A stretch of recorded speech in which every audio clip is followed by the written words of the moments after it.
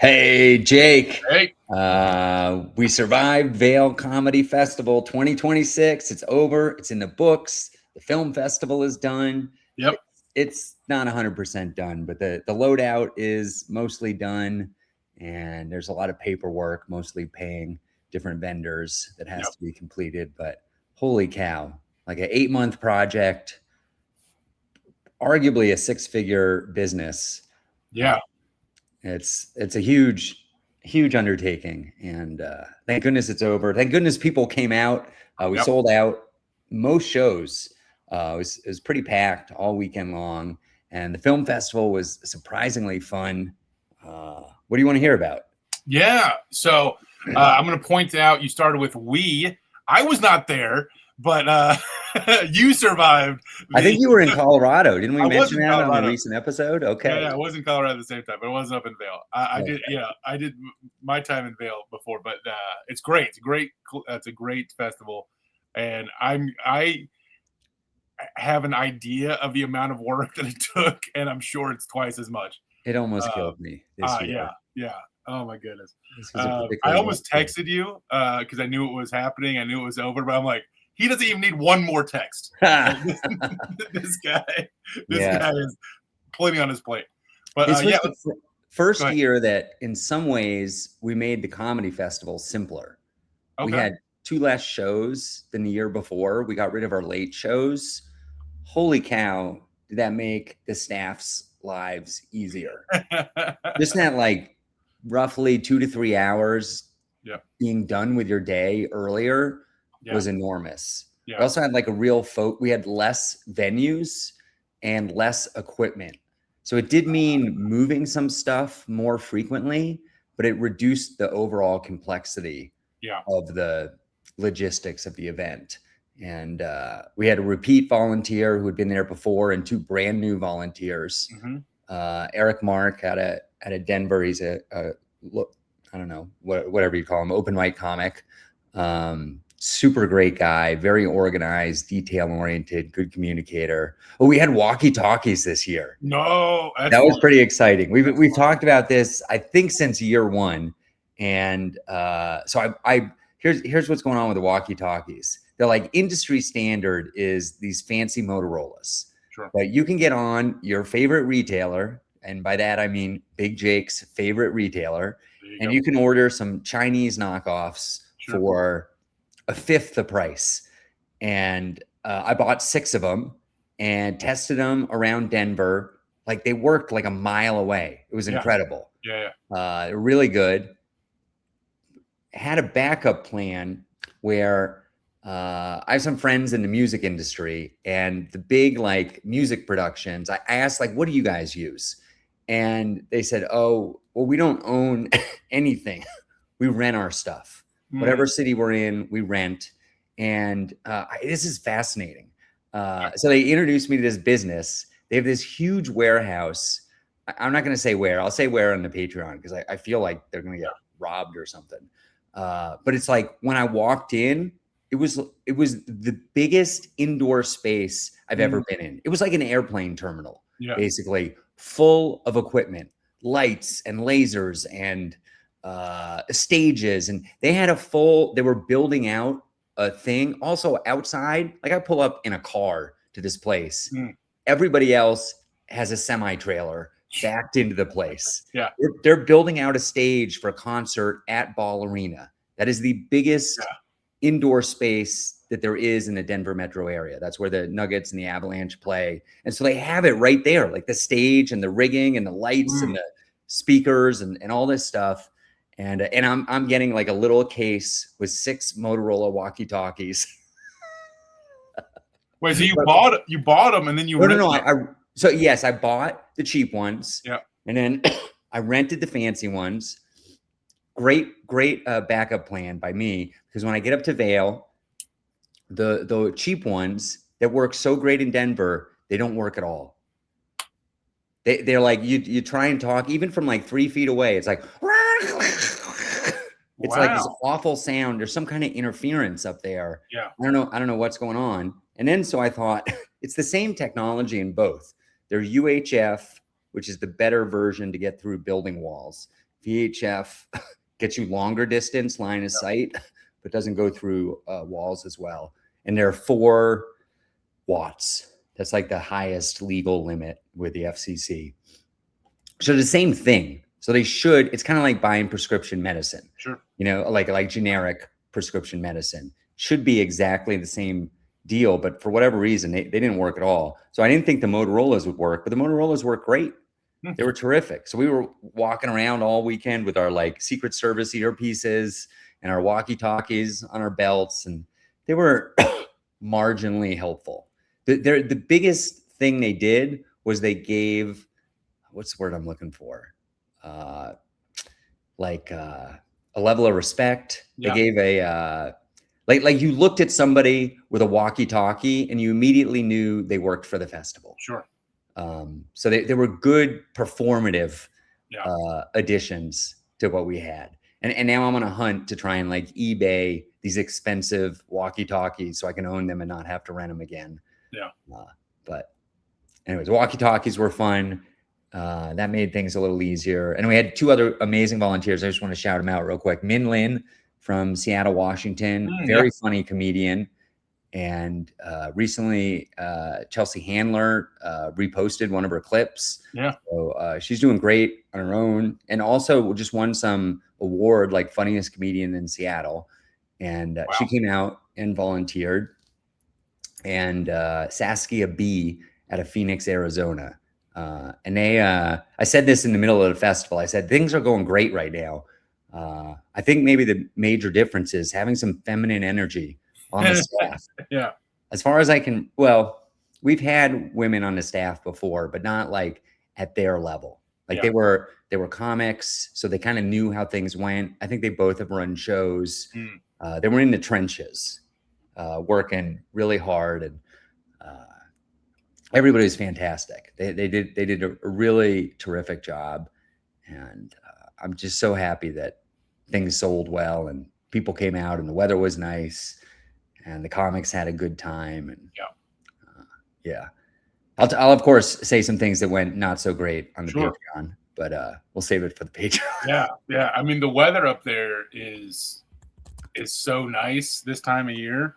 I mean, I know it's a ski town and they want snow. I'm sure they want snow all year long, but I really like May in the mountains because it's sun's shiny and it's not warm but not hot and breezy and all that stuff. So I enjoyed it when I was up there. So yeah, I mean the weather is crazy. About like 7 to 10 days before the festival, I was up setting up venues and it was 70 degrees in Vail, maybe like 68, which means it's hot in Denver. And a few days later, it was snowing in Vail. So it was like 50 to 60 degrees all weekend and sunny. Yeah. And then it would rain in the afternoon for like 10 minutes. Yeah. So let's hear about this film festival. That's interesting. Oh, yeah. So film at Vail Comedy Festival. This is like the crazy thing about comedy. Like you never know what you're going to get into and what's going to happen. I bought a 14-foot wide movie screen from a movie theater and a big projector and a fancy lens, and a crazy story about the lens on getting things cheap with Mark and Jake. Yeah. So I bought this lens used for like $350. It's like $1,000 lens. So I got a steal on the projector is like a $30,000 projector, but it's like 25 years old. Yeah. So I got it for like $1,000 or $2,000, but it didn't come with a lens. Yeah. So, which I thought, no big deal. I'll get a lens. Turns out the lenses are like $1,000 to $5,000. Yeah. So at the lower end, you get a fixed distance lens, meaning you can't zoom it. You got to move the actual projector to get it to be in focus. And so I buy this $350 lens from a used AV warehouse in like New Jersey. And then I happen to be Googling around and making some documentation. And do you know the website Newegg? No, never heard of Newegg. It's like a old school Fry's or Micro Center or Best Buy kind of like tech computer online e-tailer. I found the same lens for like $89. Huh. This is a lens I paid $350 for. Yeah. So I'm like, all right, let me do this. Let me buy the $89 lens. If it works, I'll plug it in to the projector. I will return the $350 one if I can figure that out. It's worth gambling on the $89 regardless. So I order it. There is marker written on the one that I get. It says Westgate Entertainment Complex, which is a casino in Las Vegas. Huh. Somebody, I don't know how it got to Newegg, but somebody, like, I don't know, it fell off a truck or somebody took it out of an active conference room. Yeah. Like Newegg is a big established retailer, and I didn't even know they sold used stuff. Anyways, It's worked great. I returned the $350 one. I've been using it for 2 years, $89, but it's like $1,000 lens, which is incredible. So this year at the film festival, we got real legit. We got onto this website called filmfreeway.com. So unlike comedy festivals, every film festival, you apply on a single website. Mm-hmm. Even Sundance, which is the biggest North American film festival. So we got applications from all over the world this year. Not a ton, but quite a few. And my biggest surprise with the film festival were the people who traveled to Vail to see their work on the screen. Yeah. So we ended up doing 3 feature films and 10 shorts. And the way that worked was we did 8 of the shorts and 1 of the films on kind of like a poorly attended Friday midday screening, because Friday is the first day of the fest, and middle of the day, like, people are mostly traveling. Yeah. But way more people than I would have expected. Like, I wouldn't have been shocked if nobody had been there. Huh. And then on Saturday, kind of midday as well, we did 1 of the bigger features and 1 of the bigger shorts, that, as in, like, you know, has won awards, better produced. It's a bigger budget. And then on Sunday we did a similar thing: 1 short, 1 feature film. Although there is something, we actually ended up screening 2 shorts on Sunday. I'll get into why in a second. The plan was just 1 short. So on Friday we run this stuff. Jake, it was so fun, dude. Yeah. It, like, really exceeded my expectations. Like, Friday was supposed to be the, like, B team minor league kind of thing. Well, one of the filmmakers, who happened to be from Boulder, Colorado, he made 1 of the shorts, came up, bought passes, brought his 2 children. He was so proud, you know, that this is a guy in his 40s or 50s. He was so excited to see his work on the screen. People are laughing out loud. Yeah. Like, it's kind of like, it had similar energy to, like, a showcase that's put on by a bunch of friends, and, like, they're new in comedy, and, like, they know each other's jokes, but it's, like, really cool to see strangers laughing at their jokes. Yeah.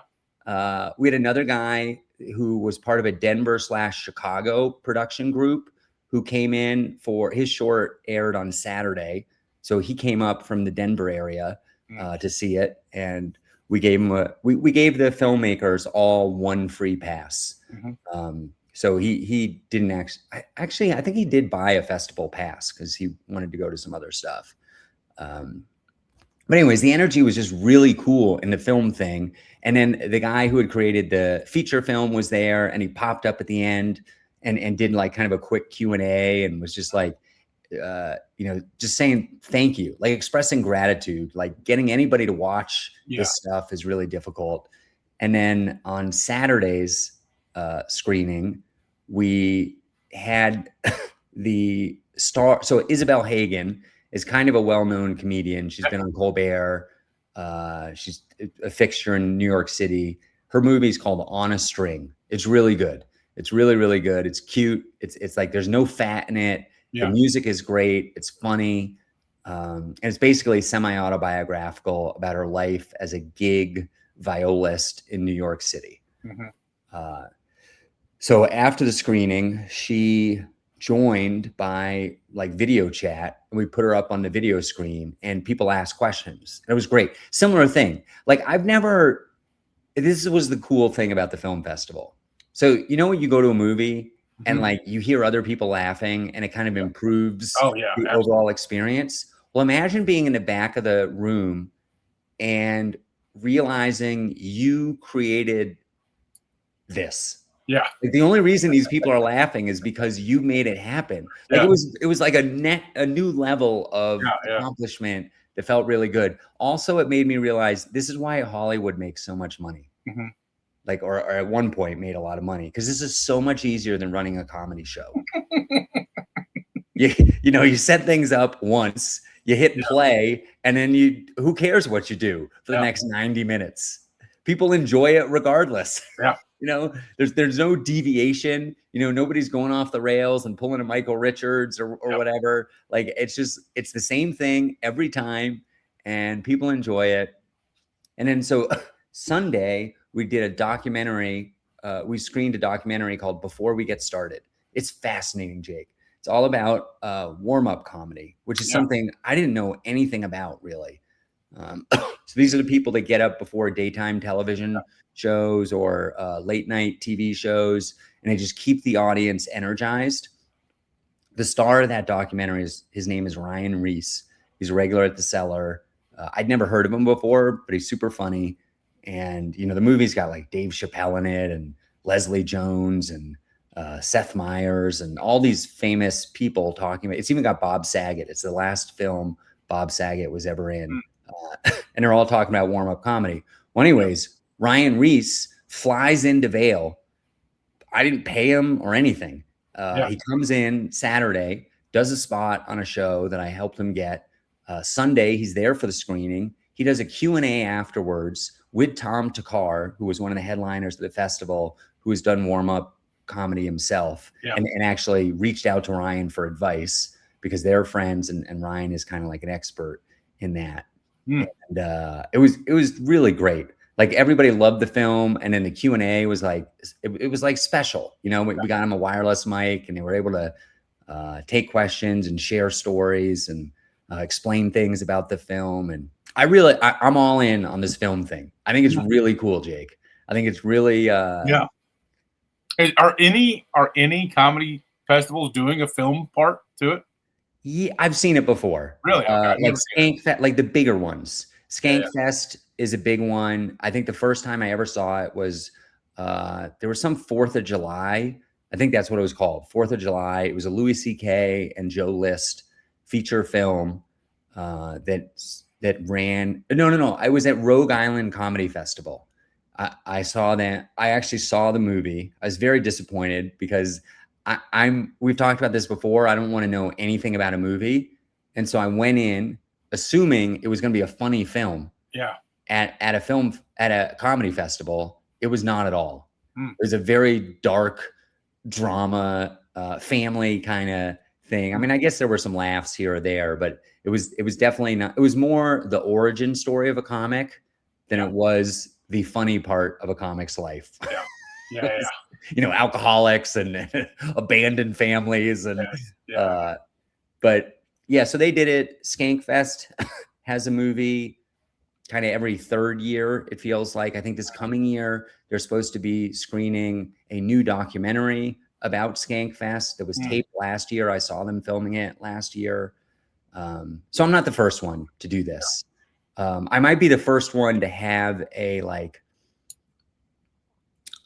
run it more like a film festival where people I think it's more curated at these other festivals. And this is more, people apply, they make submissions, and we'll see where it goes. I kind of thought for the first time this year, maybe I should break this apart into a separate weekend. Because right now the times are kind of terrible for the movies. Yeah. Because they're all during the day. Yeah, they were like noon and 1 p.m., which is kind of brutal. You really want to go at like 7 p.m. or whatever. Yeah. But yeah, and Sundance comes to Colorado next year to Boulder. Nice. So this is kind of my evil genius master plan that has been in place for several years. By the time Sundance gets here, my hope is Colorado gets film festival crazy. Nobody can get into Sundance. they're like, what else can we do? And they're like, oh my gosh, in 3 months, there's a film festival in Vail. Yeah. And it's comedy related. Perfect. Let's sign up for that. So that's a good reminder to me. I think Sundance is in like January, February. It's like peak ski season. I should make sure that I have the festival passes for sale and the films figured out so that it can be marketed during Sundance. Yeah. I'll probably go up and like hand out flyers and stuff, which would be fun for me too. Because Sure. I want to see, there's like famous people wandering around. You bump into Charlize Theron or they'll be in Vail during that time, even though no, they'll be in Boulder. You go to Boulder. Yeah, exactly. I'll hop on a bus. It'll be too crazy to drive up there, I think. Yeah. So yeah, the film festival is great. I mean, eventually I should probably get a 4K film set up. Right now I'm at 1080p for all the video nerds out there. But honestly, it looks great, dude. The screen is enormous, 14 foot wide. It did break when coming apart. When we broke down the movie theater, one of the buttons, an important one, the upper left corner, like came apart because the stud that the button snaps into was like warped. And so I think you did some leather stuff once. I have. Have you ever, do you have a rivet thing to like put snaps onto fabric? Ooh, I have. It's trickier than you think. It is. Yeah. It's cheaper than you think too. You can buy like a press and a bunch of blank buttons for like $49 or $39. A press, you can do a press. I did it with a hammer and setting them by hand, and that's where it gets a little bit tricky. The press never. I have a press as well, and it just never felt like it grabbed it hard enough. You would not believe the tension on this screen. Yeah. So it needs to like be really seriously connected, or it's gonna rip right off. Yeah. The screen is incredible, like a marvel of engineering. It takes like 15 minutes to set up this. The movie screen is in a box. It's a huge box. It looks like a coffin. It's like almost 6 feet tall and at about as wide as a human being. Wow. And it rolls on wheels, and you can roll it around, and then you open it up, and there's like 3 pieces, and they like MacGyver into this screen, and then you button on the screen on top of the frame, and then you put the frame on the legs, and you lift it up like an Amish barn raising thing. You need 2 people, but it takes like 15 minutes, and you got a legit movie theater going. It's fun, man. We'll have to get you out to shorts. The shorts are really fun too. Like, I don't know anything about short films, but here's the message to the public. If you are a comedian and you do sketch comedy, we want your sketch comedies, 2 to 4-ish minutes. We want to air them at Vail Comedy Festival. They're really good, like bite-sized, quick things, and people will laugh at them. Yeah. So yeah, it was fun. Good question. Fun. So the shorts are only 4 minutes long. When I think of short, I think of 15. I think our longest was 9 minutes. Oh, wow. But I think the submission requirements, they might say under 10 minutes. But from watching this year, I might bump that down. Like change it to like longest possible 5 minutes. Okay. Interesting. Because honestly, the 9 minutes was kind of long. Here's something I learned this year that was a little confusing from an audience perspective, and something that I'll improve. So like on day 1, when we did 8 shorts and a feature film, they just played like short, and sometimes there'd be credits at the end, sometimes there wouldn't, and the next one would play immediately. So it was like, you could tell the difference, because one would be like claymation, the next one would be black and white live action. But you never knew when the feature was starting. And then you'd be like, oh, okay, we haven't switched to a different movie in like 10 minutes. I must be in the feature. Yeah. So something we're going to do next year is put an interstitial movie that just says, a big logo, film at Vail Comedy Festival, and now your feature presentation. Yeah. Or something like that. Yeah. And we just plug and play it every single day. So here's what happened with the additional short. On day one, one of the shorts, I don't want to get too in the weeds on this, but most of the shorts were like under a gigabyte in file size. Sure. One of them that was about 2 to 4 minutes long was 2.5 gigabytes in size, which I did not notice until after what happened. And what happened was we had audio drift. So what that means is the short started, everything was great, but within about 30 seconds, people's mouths were moving, but the sound was at a different time. And those filmmakers flew in from Ohio, I believe. And so they were naturally disappointed that things didn't work out. They asked if we could run their short a different day. And I said, sure. Actually, I guess we ran it Saturday. I keep saying that we ran it Sunday, but we ran it Saturday. So then I had to figure out, why is this thing happening? I realized the file size was too big, and like my little player was struggling to keep up, and we needed like a lower resolution, simpler file. Oh, yeah. And to make a long story short, I ended up ripping it from YouTube illegally, and the file size was 64 megabytes, which is, I can't even do the math, 1/2000th of the size. It still looked terrific, and the audio didn't drift. They sent me 2 new smaller sizes in between that, and one of them didn't play at all, and the other one still had the audio drift. So I have to do some research and figure out why that happened. But it is kind of like a valuable lesson to me that I did play every film for a couple seconds. So that's 10 plus 3 features, 13 pieces of media. I don't have all day to do this, but I played 13 pieces from the beginning. I really need to play every one for at least 90 seconds, maybe in the future. And maybe I need to get like an assistant to do that. Yeah. Oh. Yeah. Fun. That's fun. That's cool, yeah, it's pretty cool. We didn't sell great. I think we sold $120 in movie tickets, because like the public could buy a movie ticket on their own.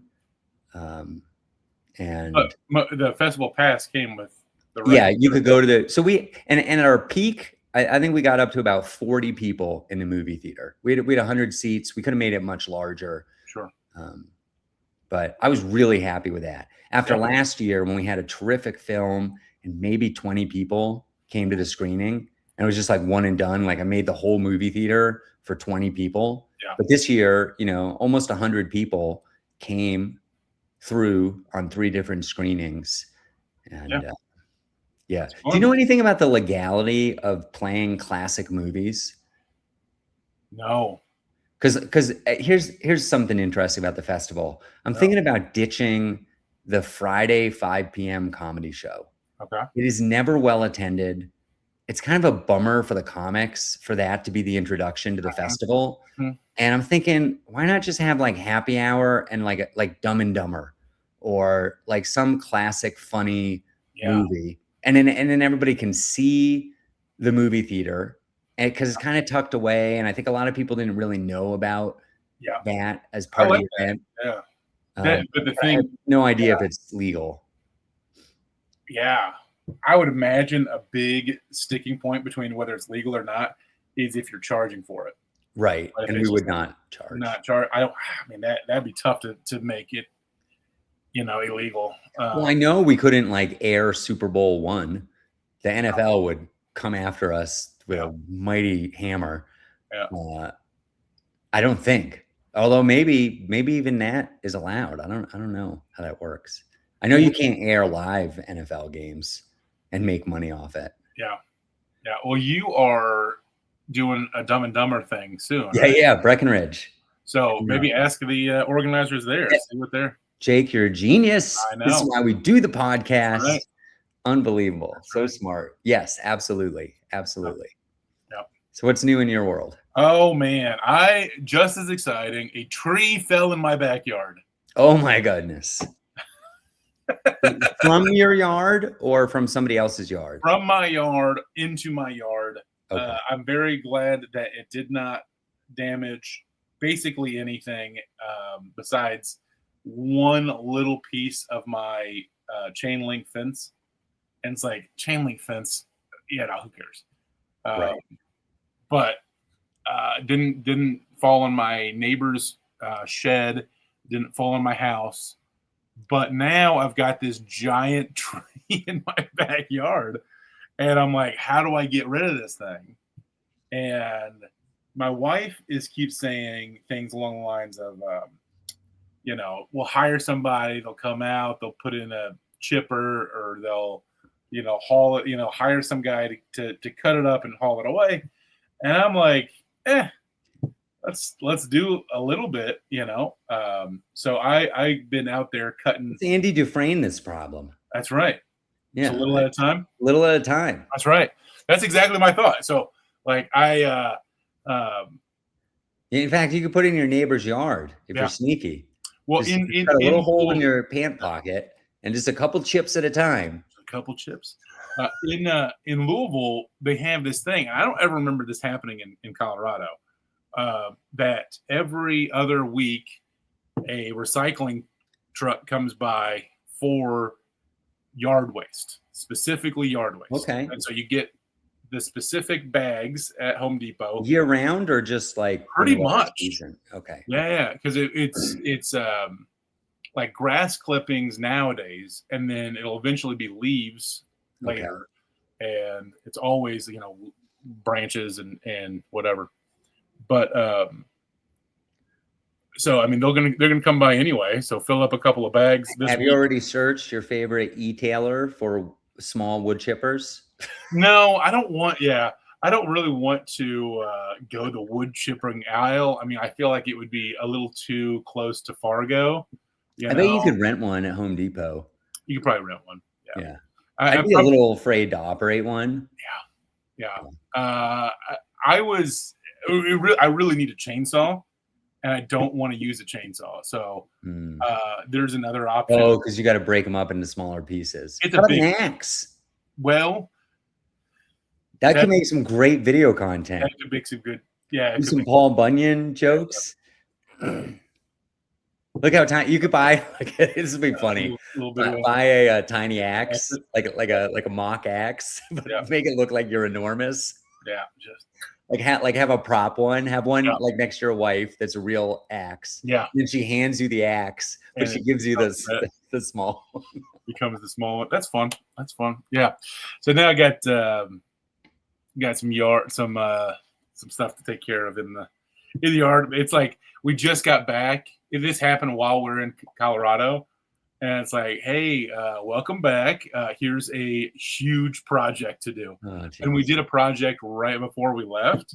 We were trying to get it done before we left, because I told you about it, the stairs and the carpet and all that crap. And so we got that done, left, and then now we have. Is this going to delay the opening of the comedy club? No, I don't think so. I talked to the local Don't Tell guy, and I think that's what I'm going to do the first one. Okay. First one, Don't Tell style. Nice. And I might contact him. I have a date in mind even, so like just in a couple of, probably less than a month. Wow. But we'll see. Don't Tell might be like, oh, we like to do it 3 months in advance. I don't know what Don't Tell. Yeah. Sure. But, and then once that is a proof of concept, well, then we, who needs them anymore? So. Right. Exactly. So yeah, man. Cool. Yeah. Did you were out for like graduation stuff? Yeah. So on Thursday, my nephew graduated. Mark, do you remember how many people you graduated with in your senior class? You're not going to believe this, but 50. Really? Nice. Yeah. Nice. Do you think mine is more or less? Less. It is less. Okay. 23. 23 is who I graduated with. And you always got to top me, Jake. Always got to top you. But my nephew, 53. 53 for my nephew. Yeah, that's interesting. We're all small school. Yeah. My junior year, my class had 9 people in my grade.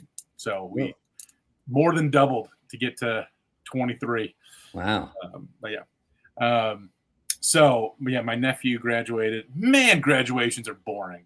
Yeah. Well, I mean, I'm doing everything I can to Well, thank God you only had 23 people. I know. I mean, imagine going to a 53, yeah. 500 person graduation. It's I miserable. mean, that would be so much more miserable. But I think what they did is like, hey, we've got 53 people. So if we just read the names, that'll take 10 minutes. So instead, let's add this and this Oh, and geez. this and this and this. They did like a Broadway song, like the choir did a Broadway song from Hamilton, and like this weird song that they mushed together from Hamilton and Evan something. Joe Yeah, whatever.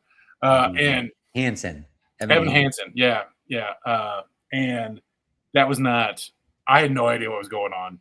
And then they did 2 speeches, and one kid did a really good job, and they should have made him go second because the other did not do a very good job at all. It's like you just buried this other person. So Oh no. but and then on Friday and Saturday, I was over at Loonee's, my first time at Loonee's. First time ever getting paid at Loonee's. No, I hosted. Cool. I hosted, and I do not like hosting. Who was the headliner? Chuck Roy. Chuck Roy was the headliner. Big fan. Oh, he's great. Love Chuck Roy. Weird that they would pair you together because he's kind of a big guy as well. Yeah.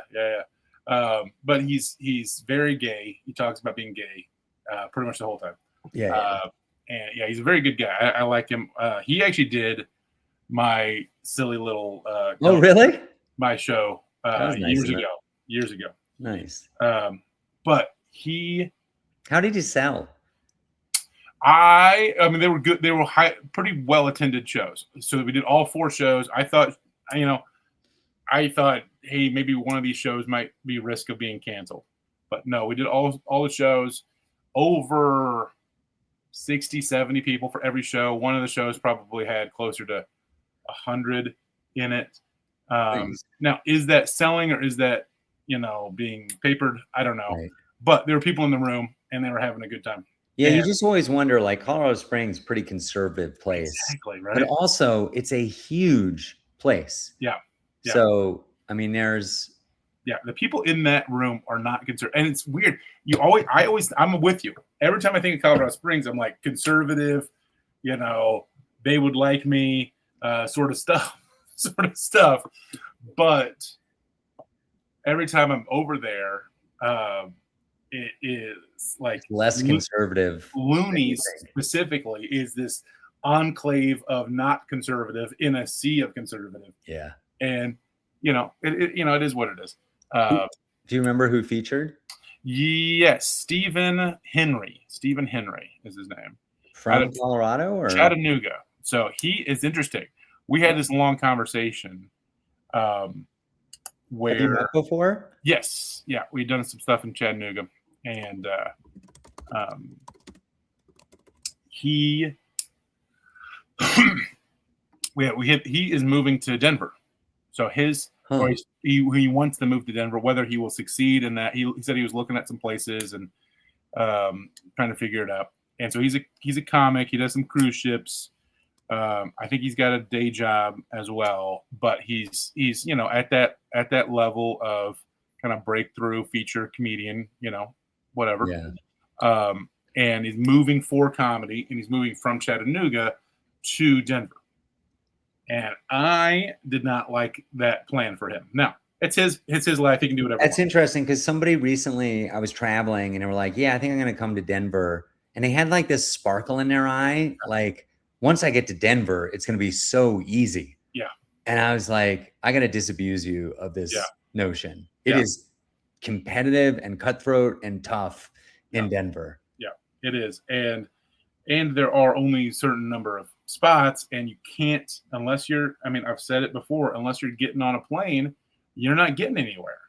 Yeah. And that's fine if that's the way you want your career to go. But I'm like, someone offers me $100 on a off night to go to Cincinnati. I'm like, yeah, I'm there, done. Because it's 90 minutes away. It's nothing. Right. But for you can't do it because it's $800 to get there. Yeah. Let me tell you a quick side story to kind of underscore this. last night I had to go pick up a hard drive full of videos and photos from the festival. And the easiest way to do it was to meet at a comedy show. And I'm going to kind of, I'll say in the Patreon where the comedy show was, et cetera, but I'm going to anonymize this for the protection of the showrunners. But basically the long and the short of it, it was a Tuesday night comedy show, 8 PM. I showed 8 PM start. The comic was going to be there at 7:30. So I get there at 8:05 thinking, oh, I'll watch the host set, see what's going on. The comedy show has not started. There are 7 comics there, 7 comics on the show. I see the list. I left at 8:15. The show had still not started. There was a single audience member in the showroom. Like, what is, like, sometimes I get, like, on this podcast, I'll be disappointed that I'm not getting booked on comedy stuff in Denver. Why am I disappointed? Yeah. Why would I want to do that show? I'd be better off doing an open mic with 15 people. Yeah. Open mic. This is crazy that this is going on. I mean, for all I know, it really started at 8:30 and there were like 30 people there, but somehow I doubt it, Jake. Yeah. So. No, I'm with you. I mean, and that's part of the thing that I talked to him about is like, I know, I mean, the first thing I say about why I like Louisville is that I can go to Cincinnati, which is a silly thing to say. I get that, but like, that's a real thing. We are within 500. I am within 500 miles of 2/3 of the U.S. population. I mean, like, the population is not equally divided throughout the country. And so there's a lot on the East Coast. And of course, there's California. And I've ignored California successfully for years now. So, but I really like that about Louisville. And then the Denver shows that I see, at least, there's probably other ones that I don't see, are showcases. They are, hey, everybody's doing 10 minutes or everybody's doing 8 minutes, or, you know, one guy gets to do 15, you know, as opposed to kind of a more traditional headliner or traditional feature length set. And I've said it before, where there are guys that I thought kind of the graduating class before me in comedy, like not my class, but like the one right ahead of me, guys who I thought were really good and strong writers, strong performers. I would book them in a heartbeat. And, you know, after we had all been in comedy, I had been in, you know, for 5 years and they had been in for 7 or whatever it was years. They're like, oh yeah, I'm doing my first 20-minute set. I'm like, what? Your first 20-minute set? You're so good. Why are you not doing this? It just blew my mind. But that's what is available, you know? And so if I was a cruise ship guy and I was, you know, doing 30-minute sets, you know, 3 different times on a cruise ship, and I would live where it's cheap and be a road dog on my, you know, but he's moving to Denver. So, okay. Now, at the same time, I love that I started in Denver, because I feel like that made me better, quicker, and you said it earlier. You said a phrase earlier that I don't think a lot of comics think about. Unfortunately, you said it with regards to a movie, but you said like no fat. You know, there's no fat on it. Too many comics in you know the Midwest, or you know wherever I am, if it's Midwest or South, have fat all over, because every open mic is 5 minutes. Yeah. You've never had to wait around 3 hours and only get 2 minutes. Right. Which I have done, unfortunately, many times. Yeah. That reminds me that one of the best things about the festival is, like, I have not been this inspired to write new jokes, write better jokes. Like, I saw comics from all over the country, dozens of comics, over 20 comics doing different sets. That guy, Reiss, that I mentioned, holy cow, he's like, you know, word, punchline. Like, he just freezes and lets the audience laugh for 4 or 5 seconds. Word, punchline. And freezes. I mean, he's just really very New York style. And of course, seeing the headliners, they all had very different styles. But Tom Thakkar, have you seen him perform before? No, I think maybe. It wasn't a full set. He's very relaxed on stage. He's very like, he's one of these guys you can barely tell he's doing stand-up, but you're kind of laughing the whole time. He's like sipping a beer. Yes. Kind of like just sharing some stuff. So that was cool to see. And then Robby Slowik was just a joke machine. He writes for Jon Stewart. He was really, really good. I was really impressed. And then Casey Balsham, who's taping her hour-long special this Friday in Brooklyn, which will be, by the time this gets posted, this is coming out June 15th, so that will already happened, everybody. But check out her special when it is released. It's going to be incredible. She did like kind of like a one-woman show thing, kind of like a Fringe kind of situation that was super funny. And then I also got to see her do several like 7 to 8 minute sets. And she's recently been passed at the Cellar and they're using her a ton. That's usually what happens in the beginning when you get passed. And like at 8 minutes, she's at like Stroop's level. It's just like ridiculous. Oh, wow. Like you're losing your mind. Yeah. And then I think the set of the festival was Nick Vatterott doing 45 minutes on the closing out of the festival. It was unbelievable. I think we've talked about this before, but you've seen the Will Ferrell SNL audition video, right? Yeah. It was 45 minutes of that, Jake. It took me like a day to realize it, but he would like set up this world. He'd do some kind of crazy impression, make crazy facial impressions, do the voices. Yeah. He'd have like multiple people and do like a sketch almost on stage for 1 to 4 minutes. You'd lose your mind. The jokes were so funny. Wow. And then he'd immediately go into another one. He was so good. It was crazy. Wow. I have not heard of him. That's fascinating. Because I started in the world of stand-up, or in the world of improv. And then my first writing, the first comedy writing I ever did was sketch. Okay. And I wrote for a sketch show and we performed it 18 times. I mean, we performed the crap out of this thing. And for a sketch show, that's a lot. And yeah, I'm going to brag a little. I had it was the holiday themed sketch show, and there's an act break, right? And an act break. Like there's first like act, second act. There's an intermission. There's an intermission. That's the easier way to say it. There's an intermission. And what are you in Space Alien? There's an act break. There's an act break. Yeah. And so the best sketches are put at the very beginning of the show, the very end of Act 1, the very beginning of Act 2, and the very end of the show. Right? Those are where they put the best sketches. Okay. And I had all 4. Nice. So I was very excited. I liked that thing, and I was the least experienced in the sketch world, so I was pretty excited about that. But cool.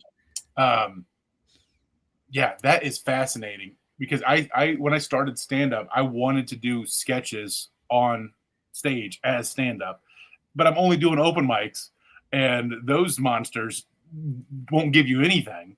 Right. So. Other open mic comics. I remember actually trying it once in a show in Lakewood. For some reason, they called it like the Nerd Mic or something like that. It had some sort of theme show. And so I did one of my sketches by myself, trying to play all of the characters, and it did not go well. I never tried it again. You guys, Nick is unbelievable. I don't think he tours anymore because he like writes for television. He's got a really fancy well-paying job. Yeah. But he's got to tour occasionally. And let me say a couple more things about Nick Vatterott. First off, we had a Sunday 2 p.m. show. Maybe it was 2:30 p.m. Yeah. And when I say every comic was eating it, that's a little bit of an exaggeration. It was good material. It was a huge room that was sparsely populated, daylight streaming in through windows. Very tough room. Nick goes up like 6th in a lineup. He pratfalls onto stage with the loudest bang you've ever heard and throws a sheaf of papers up in the air. And they just it was like Charlie Chaplin stuff. And all of a sudden everybody's paying attention. And for like 7 minutes, he destroys. Yeah. Like it was unbelievable how well he did. And that very first joke, if you ever get to see Nick Vatterott, if he does the pratfall thing, Mhm. that actual in the Patreon, I'll explain the joke. It might be the best joke I've ever seen in my life. It is so meta, so funny, so clever. Yeah. Just like it's perfect. So I want to say that. I want to say that Nick had a feature film in the Film at Vail Comedy Festival. It's called Tommy Hoarder and the Search for Missing Keys. He is the only person in the movie. He filmed it over the pandemic. It's like a 90-minute movie.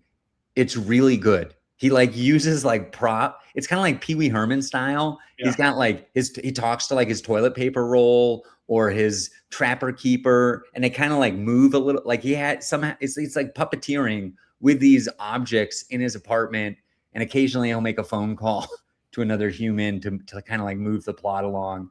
And it's very clever, kind of alternative. I don't think it's publicly available anywhere, but it did screen at the Film at Vail Comedy Festival 2026. And the last thing I'm going to say about Nick, I just can't stop saying good things about him. I have never seen anybody enjoy comedy more. I love that. I love that. I hate Sam Talent was one of my favorite comedians in the world, and his book, Running the Light, right? That Billy Ray, whatever his face is, the fact that he hates comedy and he's successfully doing comedy made me hate that guy so much. Now, Sam is going for that. You're not supposed to like Billy Ray. Right. I understand that, but he got so far under my skin. So the fact that Nick is loving comedy, you're making me. He loves it. He was like at every show laughing. You could hear him laughing. He was at every movie. You could hear him laughing at the movies. During the documentary movie, somebody told me he was taking notes the entire time. He's like just a fan of comedy. He's been doing it 20 plus years. And he freaking loves it. We gave him so many spots. He did different jokes every single. I asked him at one point, how many minutes could you do of unique material? He's like, I don't know, 3 hours. I wrote down 180, and he wasn't kidding, man. He's been doing it forever. So that's he fantastic. rules. Yeah, you're making me really like get the FOMO of like I missed out, and oh man, it was. That sounds great. I really like. I have all of these tabs open on the computer here because I'm like, I got to go watch On a String, and I got to go watch Nick, and I got to go watch Before We Get Started if I can figure out where to find some of this stuff. Yeah, I don't think either On a String or Before We Get Started are available yet, but On a String will be available in September. And Before We Get Started has currently no distribution plan.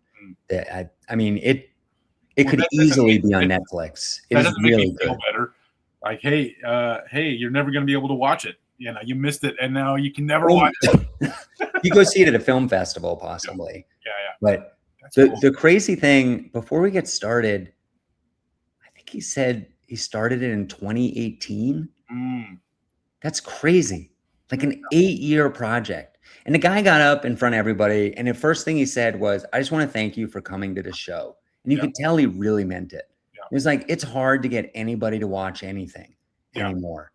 And you guys just sat through an 1.5-hour movie, and I'm so grateful for you. And he flew across the country to watch 30 people watch his movie. And he was thrilled about it. That's a tough business, man. We talk all the time about how comedy can be tough. You drive across the country, there's 7 people at the show, but he's doing it, what, once or twice a year, probably? I mean, how many film festivals is he getting? He's not getting into one every weekend. I doubt it. I mean, this might have been the first one for all I know. I have no idea. No, I know that's not true. He won some kind of award at the New York Film Comedy Festival or something like that. Fun. Let me think. What else? We got free gelato this year. Yeah. Did you get a gift bag when you came to the Vail Comedy Festival? Yes. Yeah. So you could like redeem things around town. Yeah. This is the crowning accomplishment.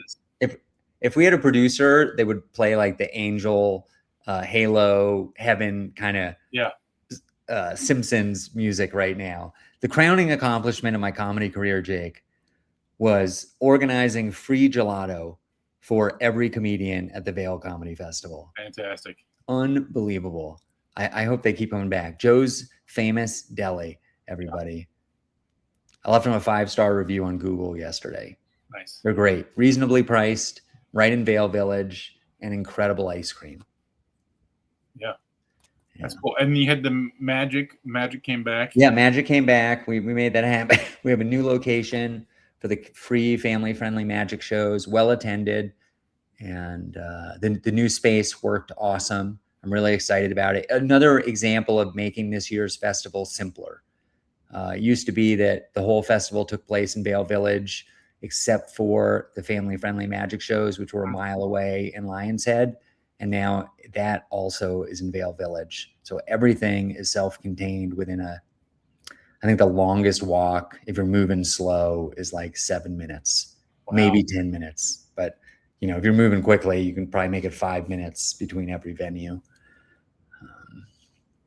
It's pretty fun. I haven't decided yet if I'm going to do it next year. Whereas in the past, like every year was like, for sure I was doing it next year.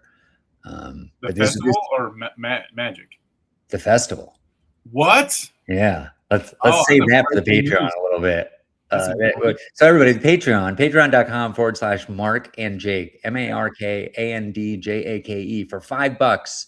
You get to watch 30 minutes, roughly 30 minutes of bonus content every week. And we are dishing into Patreon. We're talking trash. Oh my God. I have talked so much trash. Yes. And I have 3 things on my list to talk trash about. Again, what are you going to talk about? Oh man. So there's a comedian that, I'm just interested in your take on this particular guy. I'll leave it at that. And then I took a little road trip with another Louisville-based comedian, and he was like, "Did you see this drama on Facebook?" And I'm like, "No." And then I now got sucked into it. All right. So you're gonna dig I haven't posted anything, but I have thoughts. I have thoughts on his. So, yeah. Nice. Yeah. So. Well, on the Patreon this week, I'm going to talk about the #1 mistake I made at the Vail Comedy Festival this year. And it kind of involves wronging some comedians. So we'll talk about that. Unrelated to the Patreon, I do want to shout out real quick all the comics who traveled all the way to Vail. Harrison Scopes from Los Angeles, California. Parker Slavens from Dallas, Texas. Vishnu Akella from Los Angeles, California, Ty Rainey from Montclair, New Jersey, Alyssa Phillips from Los Angeles, California, Nathan Lowe from Atlanta, Georgia, Chip Nicholson from Los Angeles, California, Alan Snyder from Chicago, Illinois, Annika Dell from Brooklyn, New York, Ian A. Bear from Atlanta, Georgia, whose name I've been saying wrong for 5+ years. Good to meet you in person, Ian, and understand how to pronounce your name. Dana Marissa Schoenfeld from New York, Liz Stone from Las Vegas, Nevada, and Adam Tiller from Seattle, Washington. And also shout out and thank you to the Denver comics who came through. We got people free tickets to shows, and that was super fun. And we did it again. We paid for lodging for all the comics that wanted it, and we arranged free rides for every comic that wanted a ride from the Denver airport. I do have to remember next year to tell people you only get a free ride if you land by 10:30 a.m. in Denver. I wrote that down somewhere last year and then forgot all about it. And again, it turned into a little bit of a nightmare. Yeah.